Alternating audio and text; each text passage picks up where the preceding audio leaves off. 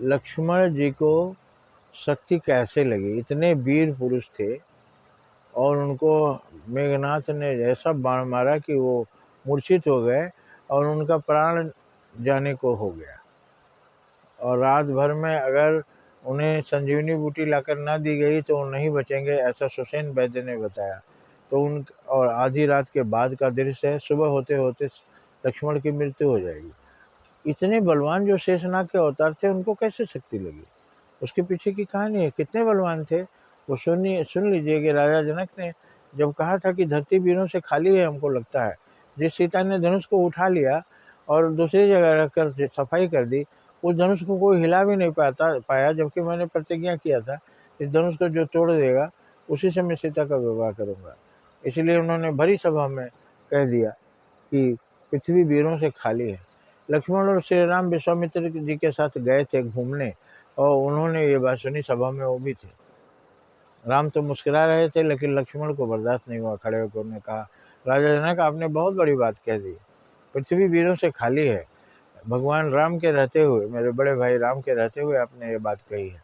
मैं उनका छोटा भाई हूँ, उनसे उनके बराबर शक्तिशाली नहीं हूँ, लेकिन कहिए तो मैं इस धनुष को चूर चूर कर दूँ, कहिए तो ब्रह्मांड से तारों को तोड़ दूँ, कहिए तो इस धरती को खंड खंड कर दो।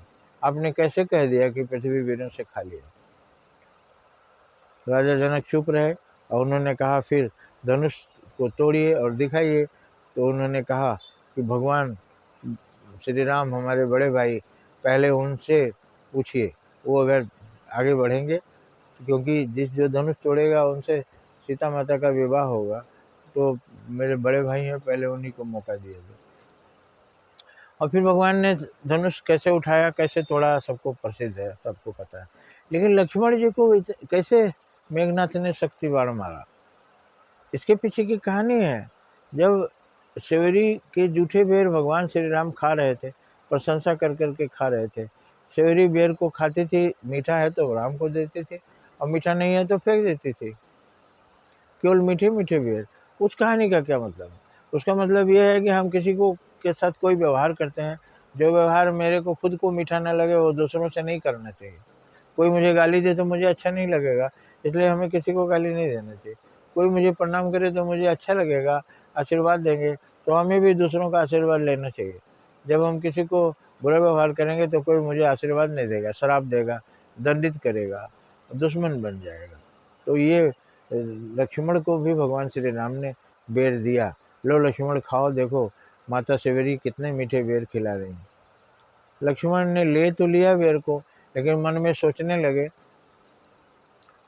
कि एक तो अपने भ्रष्ट हो रहे हैं, छोटी जाति की स्त्री बुढ़िया, और उसके मुंह से खाया हुआ बेर खा रहे हैं, चखा हुआ बेर खा रहे हैं, अपने तो भ्रष्ट हो रहे हैं, हमको भी दे रहे हैं। ऐसा उन्होंने मन में सोचा। मन में आदमी सोचता है, कुछ बोलता नहीं है, लेकिन भगवान तो मन की बात भी समझते हैं। तो भगवान श्री राम ने कुछ नहीं कहा। लक्ष्मण बेर लिए, उसको खाए नहीं, पीछे से ही फेंक दिए। वो बेर फेंकने से जाकर हिमालय पर गिरा। वही बेर हिमालय पर जाकर गिरा। लक्ष्मण ने फेंका था ना, शेषनाग के अवतार, और वो हिमालय पर गिरा और वही संजीवनी बूटी बना।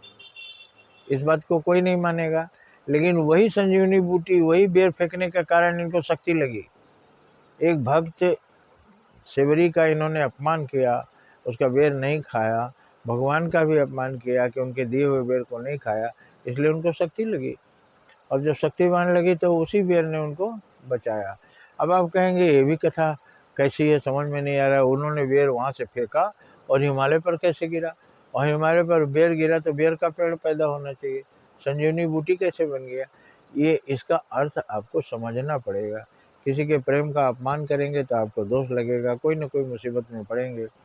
और वो बेर हिमालय पर गिरता है, मतलब कुछ दिन के बाद उसका नतीजा सामने आता है।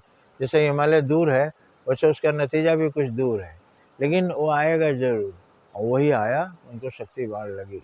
तो हम किसी का अपमान ना करें, खासकर भक्तों का, अच्छे लोगों का, सत्पुरुषों का, सज्जनों का।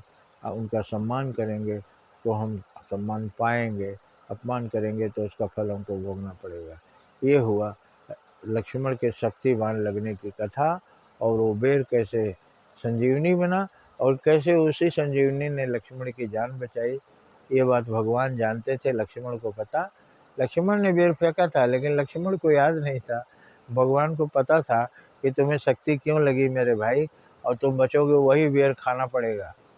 वही फेंका हुआ बेर संजीवनी बनकर आया, और फिर उसी जूठे जूठे बेर को लक्ष्मण ने खाया तो उनकी जान बची। ये है हमारे ऋषि मुनियों ने जो कहानियों में सुना दिया, उसका मतलब जब समझेंगे तब हमारी समझ में आएगा। मतलब नहीं समझेंगे तो ये मामूली कहानी नज़र आएगी। जय हिंद, जय भारत।